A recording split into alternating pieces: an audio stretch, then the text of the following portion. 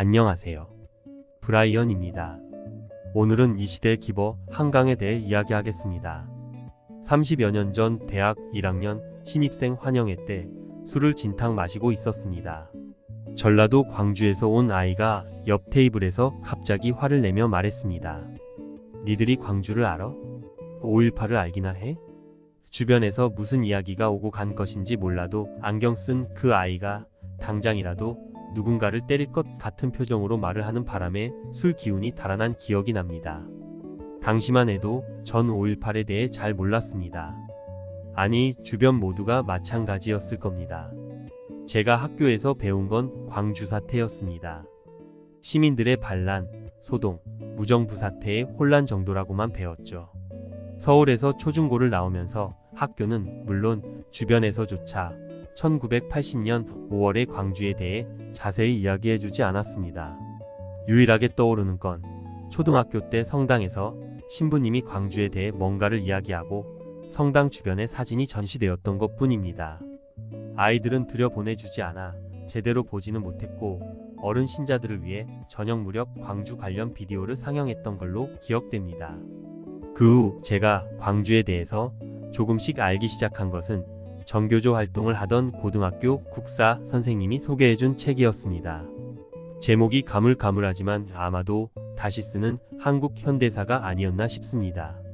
한강의 책 소년이 온다는 마치 타임머신을 타고 1980년 5월 전남도청의 광장으로 내던져지는 듯한 현실감을 느끼게 합니다. 작가 자신 또한 실제 10살 때 아버지로부터 이야기를 듣고 당시의 사진을 보고 큰 충격을 받았다고 합니다. 자신의 안에서 뭔가가 끊어지는 것을 느꼈다고 할 정도로 광주는 그녀의 삶을 바꿔놓을 만큼 크고 무겁고 소중한 단어였을 것이라 생각됩니다.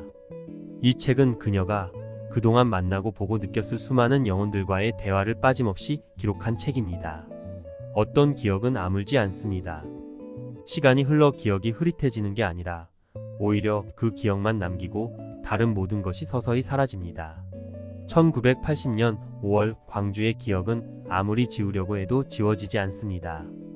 44년이 지난 지금도 잊혀지지 않는 그 기억만 남고 나머지 모든 기억은 잊혀져 가고 있을 뿐입니다. 루이스 로리의 소설 기억 전달자에는 과거의 기억을 유일하게 가지고 살아야 하는 기버가 존재합니다. 효율적이고 안전한 사회를 위해 인류의 잔인한 역사와 추악한 감정은 기버만이 느끼고 간직합니다. 지금 우리 사회 또한 극도의 효율성과 이익, 안정만을 추구하며 불행한 과거를 지우려 하는 건 아닐까요? 그러고 보면 한강이야말로 광주의 기억과 감정을 간직하고 전달하는 우리 시대의 기버와 같은 존재입니다. 우리를 대신해 그녀가 짊어진 1980년 5월 광주에서의 아픔의 깊이와 슬픔의 무게는 독자들은 감히 가늠할 수 없습니다. 물론 그것이 기버의 숙명이자 운명입니다. 노벨 문학상을 수여한 스웨덴 할리먼의 심사위원들이 한강을 선택한 것도 같은 이유임에 분명합니다. 1980년 5월 18일 계엄군이 들이닥친다고 알려진 전남도청에 왜 시민군은 남아 있었을까요? 죽음을 각오하면서까지 그들이 지키려고 했던 것은 무엇일까요? 그것은 다름 아닌 그들의 양심이었습니다. 마지막까지 버려서는 안 될 고귀하고 깨끗한 인간의 본성만은 지키고 싶었던 것입니다. 눈부시게 깨끗한 보석 같은 양심은 그들을 죽음조차 두렵지 않게 만들었던 것입니다. 무고한 죽음과 무자비한 폭력 앞에서 도망치고 싶지 않았을 것입니다. 인류 역사 속 수많은 홀로코스트를 보면 인간이 과연 근본적으로 선한 존재인가 의심하지 않을 수 없습니다. 지금도 우크라이나에서 팔레스타인에서 또 다른 광주가 신음하고 있습니다. 수많은 양심이 갈기갈기 찢겨지고 있습니다. 수년 전 체르노빌 피폭을 다룬 체르노빌의 목소리를 읽고 손이 부들부들 떨리고 가슴 한 곳에 구멍이 난 것 같아 잠을 잘 수 없었습니다. 체르노빌의 무시무시한 방사선, 피폭으로 고통받는 사람들의 이야기는 두 눈으로 제대로 읽을 수가 없을 만큼 가슴 아팠습니다.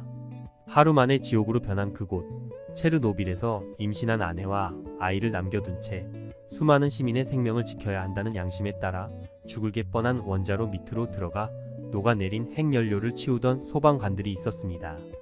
방사성 물질의 반감기는 수십만 년에 달합니다. 이후 남겨진 가족들의 고통은 여전히 계속되고 있습니다. 인간의 탐욕과 어리석음이 만들어낸 고통은 사라지지 않고 있는 것입니다. 1980년 5월 광주의 아픔은 체르노빌 피폭과 별반 다르지 않습니다. 광주의 아픔에는 영원히 반감기가 없을지도 모릅니다. 죽는다는 건 이 세상에 구멍이 생기는 것과 같습니다. 살아있는 우리가 그 죽음에 최대한 경의를 표하지 않으면 그 구멍은 메워지지 않습니다. 우리는 과연 그들을 위해 얼마나 예의를 갖추고 있을까요?